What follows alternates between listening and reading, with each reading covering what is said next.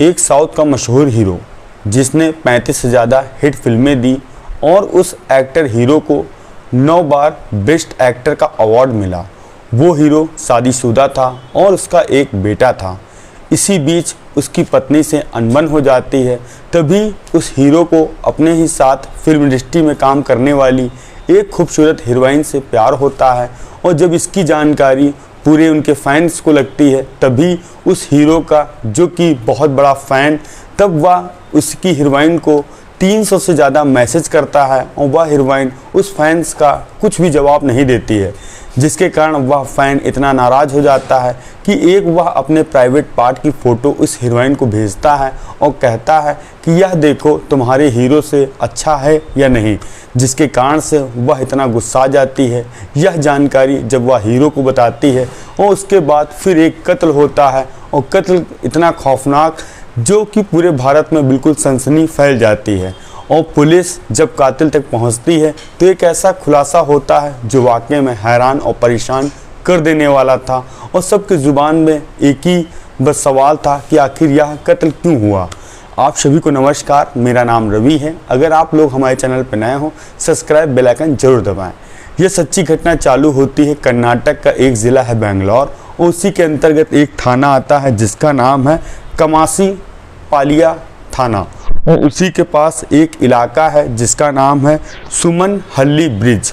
मैं बात कर रहा हूँ 9 जून 2024 और सुबह के करीब 8 बजे, जो कि सभी आसपास जो घर थे वहाँ से एक व्यक्ति ऑर्डर करता है नाश्ता मंगाने के लिए, जो कि डिलीवरी बॉय अब अपने बताए हुए जगह पे पहुँचने वाला ही था। तभी वह सड़क किनारे खड़ा होकर अपने ग्राहक को फ़ोन कर रहा था और इसी बीच वह देखता है कि सड़क किनारे 10 से 12 कुत्ते एक किसी चीज़ को वह नोच रहे हैं। जैसे ही वह गाड़ी खड़ी करके आगे जाता है, ढीला फेंकता है कुत्तों की तरफ, वो सब भाग जाते हैं। जैसे ही डिलीवरी बॉय देखता है कि वहाँ एक व्यक्ति का शव पड़ा है जिसको कुत्ते नोच रहे हैं, जैसे ही वह देखता है वह हैरान और परेशान हो जाता है और चिल्लाता है। जो आसपास के वहाँ लोग थे वह भी उस शव के पास आते हैं और उस शव की पहचान करने की कोशिश कर रहे थे कि आखिर यह युवक या व्यक्ति कहाँ का रहने वाला है। इसी बीच वहाँ के लोग जो पास का पुलिस थाना था वहाँ पर कंप्लेन करते हैं। अब जैसे ही पुलिस को अज्ञात शव की पता चलती है, वो भी आनन फानन में मौका वारदात पर पहुँचते हैं। उस डेड बॉडी को लेकर थाने पहुँचते हैं और फिर पोस्टमार्टम कराया जाता है। अब पुलिस वाले को सबसे पहला सवाल यह था कि आखिर यह युवक कहाँ का रहने वाला है। फिर दूसरा सवाल यह था कि आखिर इसका कत्ल किसने किया। अब पुलिस वाले जो आसपास के ज़िले थे या थाने थे वहाँ पर इतला करते हैं कि ऐसा कोई व्यक्ति जो गायब हुआ हो वह बताएं। अब पुलिस वाले उधर उस युवक का पोस्टमार्टम करा रहे थे और इधर अपने स्तर से उस युवक की जानकारी लेने की हर संभव प्रयास कर रहे थे। जो उनके व्हाट्सएप ग्रुप हैं वहाँ पर उस युवक की फ़ोटो डाली जाती है, तभी पता चलता है जो कि वहाँ से घटना स्थल से 170 किलोमीटर दूर एक जगह है चित्रदुर्ग, वहाँ का ही यह युवक रहने वाला है, जो कि 8 जून को वह गायब हुआ था, जिसका नाम है रेणुका स्वामी, जो कि एक मेडिकल स्टोर पे काम करता है। अब उसकी माँ को बुलाया गया थाने शिनाख्त करने के लिए। अब उसकी माँ आती है और देखती है अपने बेटे का शव को, वह कपड़ों से शिनाख्त करती है और ज़ोर ज़ोर से रोने लगती है और पुलिस वालों से कहती है, सर मेरे बेटे को इंसाफ दिलाइए और उसका कत्ल किसने किया उसको सज़ा ज़रूर मिलनी चाहिए। अब पुलिस वाले इधर अब आरोपी की तलाश कर रहे थे, सीसीटीवी फुटेज खंगाल रहे थे। तभी 10 जून की और थाने में 3 युवक पहुंचते हैं और कहते हैं जो कि रेणुका स्वामी है उसका कत्ल मैंने किया। तो पुलिस वाले कहते हैं तुमने उस युवक का कत्ल क्यों किया। तो वह तीनों युवक कहते हैं कि उस युवक ने मुझसे उधारी के पैसे लिए थे और जब हम लोग मांग रहे थे तो वह मुझे दे नहीं रहा था, जिसके कारण से हम लोग इतना ज़्यादा परेशान हो गए कि उसका मुझे कत्ल करना पड़ा। और इधर पोस्टमार्टम की रिपोर्ट आती है, उसमें जो रिपोर्ट में खुलासा हुआ भयानक था कि यह जो कत्ल हुआ है यह बहुत ही भयानक ढंग से किया गया है और इस जो शव में गंभीर चोटें आई हैं। अब पुलिस के अंदर तो खुशी थी कि उनके पास जो आरोपी हैं वह खुद चल कर आ गए, उनको ज़्यादा मेहनत नहीं करनी पड़ी। अब पुलिस वाले उनको गंभीर धाराओं में केस दर्ज करते हैं, तीनों को जेल भेजते हैं।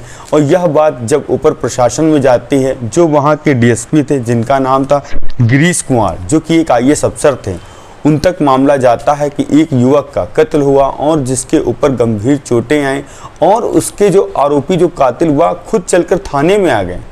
तो उनको शक पैदा हुआ, अगर आखिर ऐसा कैसे हो सकता है। फिर उन्होंने एक जांच कमेटी बैठा ली और जांच करने का तथ्य उनके पास रखा। और जब वो उन तीनों युवक से पूछताछ कर रहे थे बारी बारी से, तो उनको एक चीज़ संदिग्ध लगी कि आखिर आरोपी चलकर क्यों आएंगे। तभी जो वहाँ के डीएसपी थे, उन्होंने उन युवकों को नंबर सर्विलांस पे लगाया और पता करने की कोशिश की कि आखिर यह किस किस के संपर्क में है। अब पुलिस वाले 48 घंटे की उनकी कॉल डिटेल खंगालते हैं और लास्ट लोकेशन देखते हैं वारदात वाले दिन। तो पहले तो लास्ट लोकेशन उनकी वहीं पे लगी थी जहाँ पे उस युवक का कत्ल हुआ था। अब पुलिस वालों के लिए अहम सवाल यह था कि इनके कॉन्टेक्ट में किस किस के नाम हैं। तभी एक कॉन्टेक्ट का नाम जो आता है, जो कि सुपरस्टार, जिनका नाम था दर्शन, जो कि साउथ के बहुत बड़े सुपरस्टार थे, जिन्होंने 35 से ज़्यादा हिट फिल्में दी थी। अब पुलिस के लिए यह शक बिल्कुल भूल नहीं रहा था कि आखिर ये छोटे से व्यक्ति जो हैं, इनके पास यह जो दर्शन सुपरस्टार या आखिर फ़ोन क्यों करेगा। अब पुलिस वाले उन युवकों से कड़ाई से पूछताछ करते हैं और वो टूटते हैं। तो एक ऐसा सच बयां होता है जो वाकई में हैरान और परेशान कर देने वाला था। तभी एक कहानी निकल कर सामने आती। वो कहानी ये थी 24 जनवरी 2024 को, जो कि एक हीरोइन जिसका नाम था पवित्रा गौड़, और वह एक साउथ की हीरोइन थी जिसको जो कि साउथ में मूवी मिली और उसकी मूवी फ्लॉप हो गई। तभी उसकी मुलाकात होती है दर्शन से, जो कि फिल्मों के सुपरस्टार थे और उस समय उनका बोलचाल था। तभी जब पवित्रा गौड़ की दर्शन से मुलाकात हुई तो दोनों का एक दूसरे के प्रति प्रेम हो गया, और प्रेम जब परवान चढ़ा तो दोनों एक दूसरे के क्लोज आ गए। जो दर्शन थे उनकी शादी पहले ही हो चुकी थी, उनकी एक बेटी थी, और 2021 में दोनों पति पत्नी के अनबन के कारण से दोनों अलग रह चुके हैं। और जो पवित्रा गौड़ थी उसकी भी शादी हो गई थी और एक बेटी थी, वह भी अपने पति से दूर रहती थी। अब दोनों अच्छा खासा रिलेशनशिप में थे। तभी एक तारीख आती है 24 जनवरी 2024, जिसमें जो वो थी पवित्रा गौड़ एक सोशल मीडिया पे पोस्ट करती है, जिसमें लिखा था कि हमारे दोनों के रिलेशन को 1 दशक बीत चुका है और 10 साल हो चुके हैं, और इसके बाद भी हम लोग रिलेशनशिप में बने रहेंगे। जैसे ही यह मैसेज सोशल मीडिया में फैंस के पास पहुंचता है और उस मैसेज में तरह तरह के लोग तर्क देते हैं। कुछ लोग जो दर्शन की पत्नी विजय लक्ष्मी थी उनके सपोर्ट में आते हैं, और कुछ जो दर्शन थे वह पवित्रा गौड़ के उसमें आते हैं। तभी एक युवक जिसका नाम था रेणुका स्वामी, वह उस पवित्रा गौड़ को मैसेज एक फेक आईडी से करता है और कम से कम 300 से ज़्यादा मैसेज करता है, बात करने की कोशिश करता है। और तभी वह जो पवित्रा गौड़ थी वह युवक से बात तक नहीं करती। तभी जो रेणुका स्वामी था वह एक अपने प्राइवेट फ़ोटो भेजता है और उस हीरोइन के पास, और एक मैसेज लिखता है कि यह देखो तुम्हारे हीरो से अच्छा है और काफ़ी अच्छा लगेगा। जिसके बाद पवित्रा गौड़ बहुत ही वह आश्चर्यचकित हो जाती कि ऐसी हरकत उसके फ़ैन ने की है। तभी वह दर्शन अपने हीरो से बताती है। जो दर्शन था वह अब उस व्यक्ति की तलाश था कि आखिर यह युवक कहाँ का है, और जो उस युवक ने फ़ोटो भेजी थी अब वह अपने फैंस जो क्लब उसका चलता है व्हाट्सएप पे उस फ़ोटो को डालता है और कहता है दर्शन सुपरस्टार कि यह युवक कहीं से भी इसका एड्रेस पता करो, यह कहाँ का रहने वाला है। जो उसके फैंस थे उसका एड्रेस ढूंढते हैं, पता लगता है ये चित्रदुर्ग का रहने वाला है, रेणुका स्वामी है, यह मेडिकल स्टोर पे काम करता है। अब तभी उन 3 युवकों को उसमें सेलेक्ट किया जाता है और रेणुका स्वामी की जो कि सुपारी 30 लाख की दी जाती है। जो उसके फैंस थे दर्शन के, वह किसी को भी मार सकते थे, अपनी जान दे सकते थे, क्योंकि वह उतना ज़्यादा प्यार करते थे। तभी एक तारीख डिसाइड होती है 8 जून 2024, जो कि रेणुका स्वामी था वह मेडिकल स्टोर से घर जा रहा था। तभी 3 युवक उसके पास पहुंचते हैं और कहते हैं तुम्हें दर्शन सुपरस्टार से मिलाने के लिए हम लोग लेके चल रहे हैं। जैसे रेणुका स्वामी सुनता है वह खुश हो जाता है और उसको एक गाड़ी में बैठालते हैं, सुनसान जगह पे लेकर आते हैं और दर्शन सुपरस्टार को फ़ोन करते हैं और उस युवक को इतना मारते हैं कि मानो उसकी गंभीर चोट आ जाती। इसी बीच जो सुपरस्टार दर्शन थे वह भी वहाँ पहुँचते हैं, उस युवक को बेल्टों से मारते हैं और उसको शरीर को दीवार पर पटक देते हैं, जिसके कारण से उसकी मौत हो जाती है। और जो बाकी युवक थे बाद में वहाँ पर पार्टी करते हैं और पार्टी करने के बाद वह सब अपनी अपनी जगह चले जाते हैं।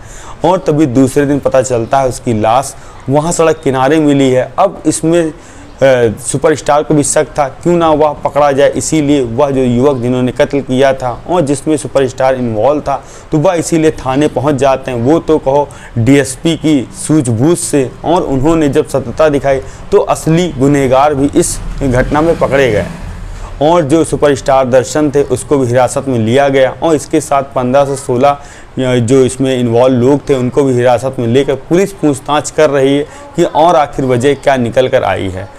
इस कहानी में सुनाने का उद्देश्य किसी को परेशान करना नहीं, बल्कि आप लोग जागरूक करना है, सावधान रहें, सतर्क रहें और इस घटनाओं से बचते रहें। और आप लोगों को कुछ भी सुझाव हो तो कमेंट के माध्यम से ज़रूर दें।